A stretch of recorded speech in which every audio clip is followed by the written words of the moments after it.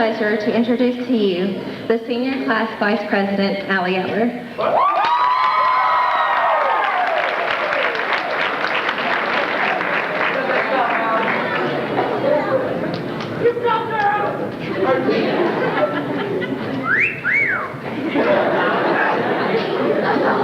Thank you, Missy. Good afternoon and welcome to our celebration of memories dedicated to the class of 2003.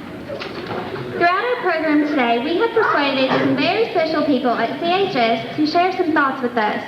As the class of 2003 graduates and begins a new chapter in their lives, these four will also be graduating with us and beginning new chapters in their lives. Miss Aker, Mr. Barker, Mr. Eggers, and Miss Orr will be leaving CHS with a total of 138 years dedicated to education. On behalf of the faculty and students, on behalf of the faculty and students at CHS, we thank each of you for your interest in young people and your diligence as you have worked with so many students over the years. And now we will hear some inspirational words from Miss Orr.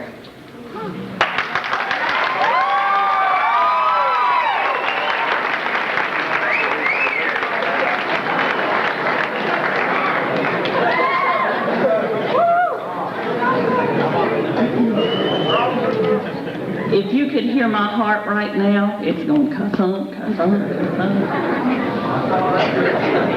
I feel just like you do. Yes!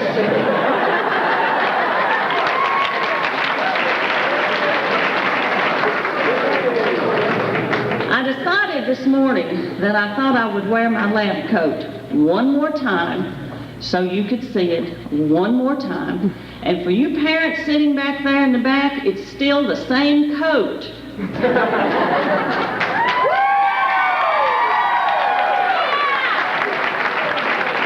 Holes and all.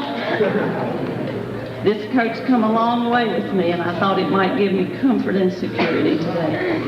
But you know, when they asked me to speak, I've never been a guest speaker before. Never. It's the first time. So this is all new to me, and I don't know whether it's because people think I have nothing to say, or they just don't want to hear what I have to say. One of the two. But before I say anything else to you, I want to say thank you to the faculty and the student body, and especially those juniors I had in the last 2 years. You have been a great help to me through some difficult times. A teacher can only teach as much as a student is willing to learn, and you have made my job a whole lot easier, and thank you so much for that. I want to talk to you just a minute or two this afternoon, I don't even know what time it is, I'm so excited, about goals and growing up. Every time I go to the doctor, he pats me on the arm and he says, Mrs. Orr, it's just part of growing up. And I thought I was there, but apparently I'm not. And if you think you are grown up as you graduate, you're not. And I hope you never quit growing. I want to talk about some goals that you and I share, and how that sometimes things change once we reach those goals. First of all, remember the days when the big yellow bus drove by and left you behind, and you cried. You wanted to start to school, and that was one of your first goals, was to start to school. The big bus left you home alone. But the day came, and you got on the big bus and you went to school, and then you suddenly looked back and realized you had to leave Mommy at home. And then, after you got to school and you were there for a little while, you decided, this school thing, it's going to last a long time. And then you looked ahead to high school. There were big kids who looked like grown-ups, having a great time, doing sports, going to dances. There were girls, there were boys, there were dates. And then you realized too, teachers and classes that you thought made no sense. There were fights in a hall. Some of you didn't find this to be such a great place. School, it's all a part of growing up. And then 16, that age when you want that driver's license. freedom at last. Go out, be seen without your parents. You look so cool driving a car until you wreck the car. Now, I still drive a car. It doesn't make me look cool. And then you look forward to 18, that magic age. Oh, now you're grown up. You can join the military. They think you're grown up. And then you realize at age 18, you're responsible for all those things you do, good and bad. You're not a juvenile anymore. It's part of growing up. Graduation, that's your next big goal. Here you are. You're ready. You've gotten there. It was going to be such a wonderful thing, and you couldn't wait. No more high school. Are you crying? Come on, people. We're getting out of here.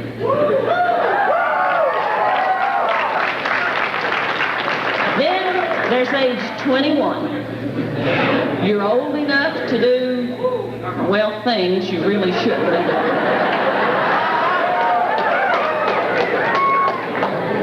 Nobody to tell you what to do. Well, think again.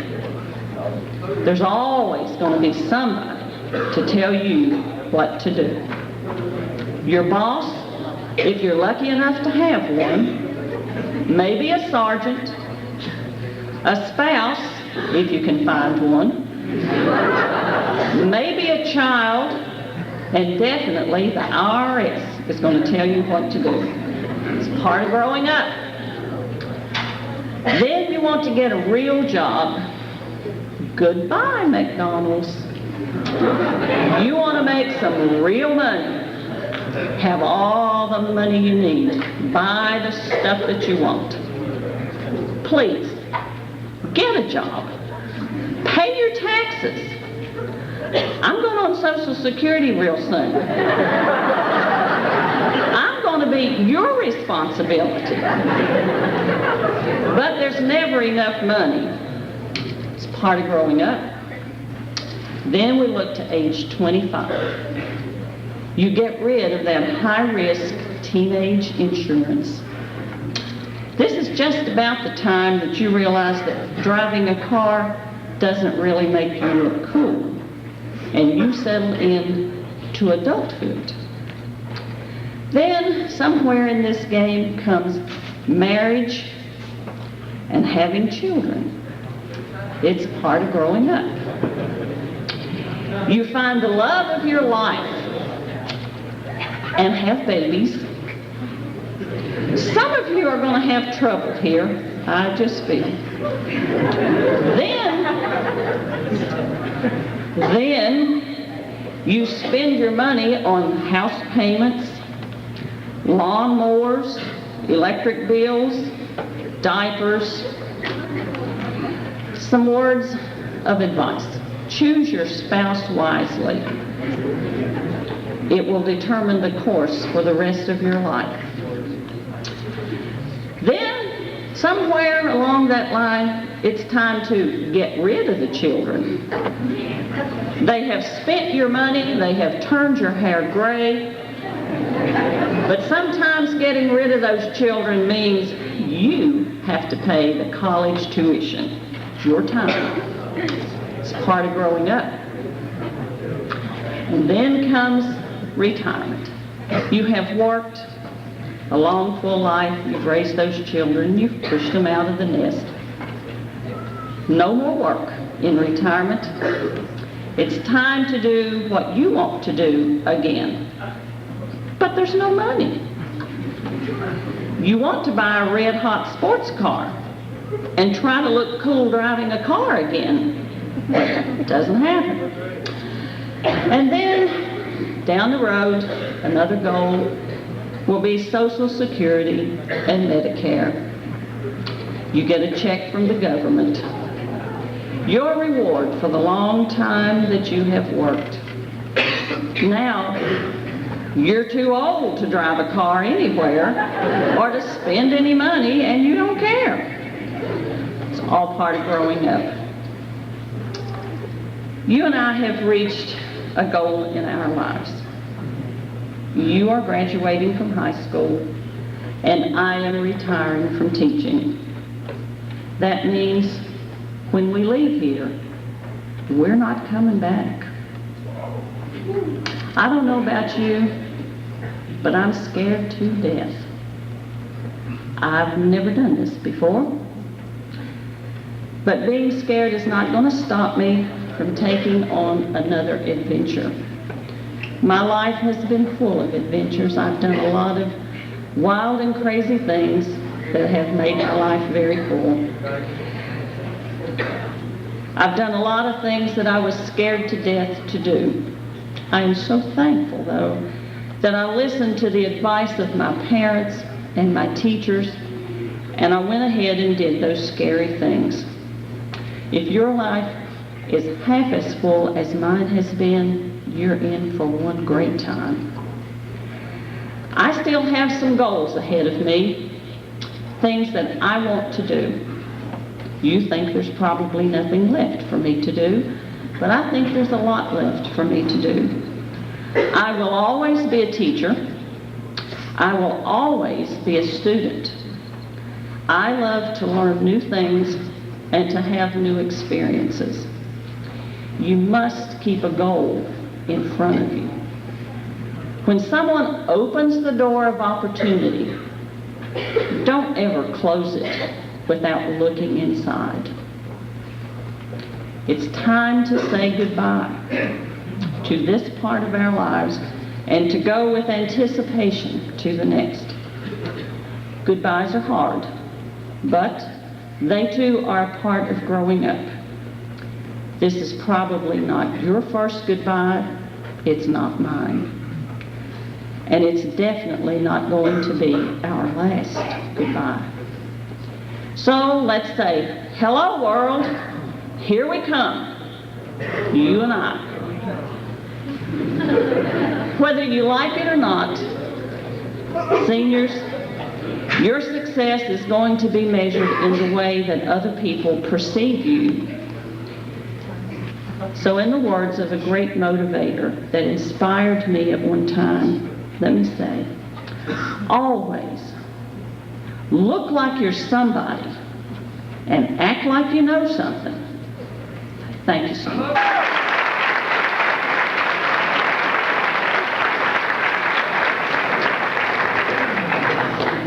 Thank you, Ms. Orr, and we have a little something for you. We know that you were very diligent in watching over the new addition of our building and spoke several times a day with the architects and construction workers. So we thought that you might need this in your retirement, as you may have several projects planned for Mr. Orr.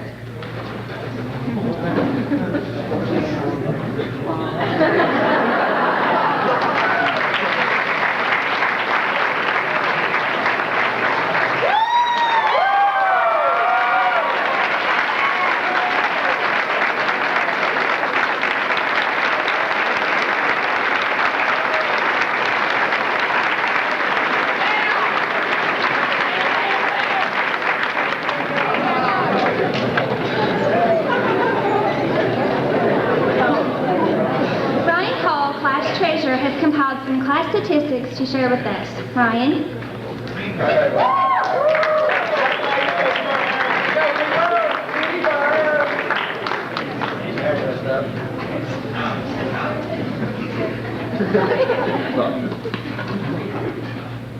In the 2003 senior class of Troy High School, there are 98 students. The following are the results of the senior stats answered by 92 of the students.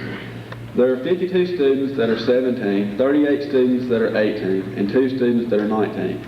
12 of the seniors have birthdays in August. May, September, and October tied for second with 10 birthdays each. 61 of us have attended Chilhowie together for 13 years. Over half of our class has brown hair, 31 seniors have blue eyes, and 26 have green eyes. The average height of the boys is 5'11", and the girls is 5'5". Pizza is our favorite food. Our favorite actor is Vin Diesel, followed by Adam Sandler. Our favorite actress is Julia Roberts. Favorite singer, artist is 50 Cent, and overall favorite song is In the Club. The Fast and the Furious is our favorite movie. Out of the 92 people that completed the survey, 75 students are right-handed, 18 students wear glasses, while 19 wear contacts. Finally, after graduation, 69 seniors plan to attend college, 12 will enter the workforce, 3 plan to go to the military, 2 to the Marines, and 1 to the Army. 8 are still undecided. Thank you.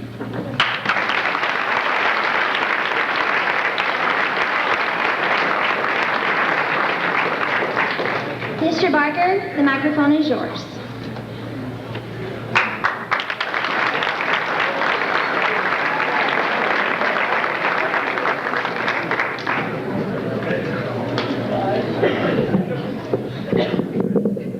First time I came on this stage, I was a sophomore in high school at Sugar Grove. And we had forensic plays here. There was a great big rock in the middle, and I was on one side and the other guy was on another. I didn't like the looks of this school then, mainly because I had played basketball and baseball against Chilhowie for 4 years, and we only won twice. But then I came back in 1965. A few things have changed since then. When I came here, these curtains were gray. The auditorium was a different color, but that last seat back there wasn't here then either. I had hair when I came here, and I tipped the scales at a really respectable 175 pounds, a little bit more than that today. You know, Mrs. Orr had some things to say about goals. Goals are really important, and they're a part of any accomplishment that we have, no matter what that happens to be. As I approached the end of my sophomore year in high school, my dad came up to me and said, "Well, where's it going to be? Where are you going to college?" It was a goal that I set for myself. It's a goal that he set for me. As a matter of fact, it's a goal that my whole family had. Because there had only been one person in my family who graduated from high school, and that was my mother. No one had ever attended college. So I wanted to be the first. I was going, that was that. Goal set. Now the only thing I had to decide was, where am I going to go? Well, early in my senior year, I looked around to see where I could find. I narrowed it down to 3, Virginia Tech, Emory Henry, and VMI. I finally decided, well, VMI is the place I want to go. I was ready to send in the money to reserve me a spot when the basketball coach I had in high school came up to me and said, "How would you like a chance to play a little basketball in college?" That sounded pretty good. So he took me down the road into Tennessee, and we tried out for a basketball team. I got lucky, and they gave me the opportunity to come there and play basketball. So there I changed my mind as where I was going to go. But my first big decision had been made. I was going to college, and I knew that. Well, at least I thought I had made my first big decision. First week of May in 1961, my family and I sat down to eat supper. Knock on the door. Now here's where some of you are going to think I might not be the sharpest pencil in the pack. Fellow was at the door, introduced himself and asked if he could come in. Well, he came in, we sat down and started to talk. He looked at me and said, "Have you ever thought about playing professional baseball?" No, not really. Well, he ended up being a scout for the Boston Red Sox. And he offered me an opportunity to play baseball in Plano, Texas, in a Class C League baseball. Things were a little bit different then than they are now, but still it was an opportunity that anybody that's ever played baseball one time or other has thought about what it would be like to play pro baseball. I really had a decision to make because he had to know within about a week. I had no agent. I didn't have any of this stuff. I I had a real decision to make. Am I going to college or am I going to play baseball? One day I was sitting under the tree at home, I call it my thinking tree, and my grandfather came up, sat down across the picnic table from me. It was a young 93, sharp as a tack. And he looked across the picnic table at me and he said, "Snake." Snake is a word you've never heard me use before. That's a nickname I had when I was growing up, and we won't go into the origin of that nickname. But it had something to do with meanness. But Granddad always called me that. He said, "Snake, what if you don't unlock one of those doors?" I looked at him and I said, "Well, that's the problem, Gramps. Which door?" And he looked at me and said, "Well, it all depends on what key you use." I thought, that's great. Here's this homespun humor. I've got that much. I know that. He said, "Let's look at it this way." And he sat down and on a piece of paper, drew a line right down the middle, put college at the top. Another piece of paper, put baseball at the top, drew a line down the middle, put yes and no. And he said, "All right, tell me what you think the advantages are of going to college. Tell me what you think you could accomplish without going to college." After we finished that one, he took the other sheet. "Now let's talk about the advantages of playing baseball and the advantages of not playing baseball." After we finished, he held them up and he said, "Which one do you think weighs the most?" Well, that made up my mind. In his homespun humor, he helped me make my decision. I was going to college. I wasn't going to play baseball at that point. Maybe later. So I made the telephone call and told him no, wasn't interested.